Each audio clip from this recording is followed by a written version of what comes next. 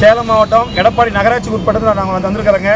எடப்பாடி நகர் பகுதியில் பொதுப்பணித்துறை சார்பாக மொத்தம் 4 வருஷத்துக்கு முன்னாடி 2020-21 பண்டில் முன்னாள் எடப்பாடி பழனிசாமியுடைய பண்டில் சட்டமன்ற உறுப்பினர் பண்டில் கட்டினது. அந்த 3 கழிப்பறையும் இன்று வரை திறக்கப்படாமல் இருக்குது. அந்த 3 கழிப்பறை பார்த்தீங்கன்னா கரண்ட் வசதி கிடையாதுண்ணா. நகராட்சியில் போய் நாங்கள் மக்கள் கோரிக்கை வச்ச அடிப்படையில் எடப்பாடி பாஜக கட்சி சார்பாகவும் மற்றும் நம்முடைய பாட்டாளி மக்கள் சார்பாகவும் எல்லாம் சேர்ந்து போய் நான் நகராட்சியில் கேட்கும் பொழுது அவங்க சொன்ன பதில் என்னென்னா, எங்களுக்கு NOC கொடுக்கலைங்க, எங்களுக்கு யாரும் தகவல் சொல்லலை அப்படி மாதிரி ஒரு காரணத்தை சொன்னாங்க.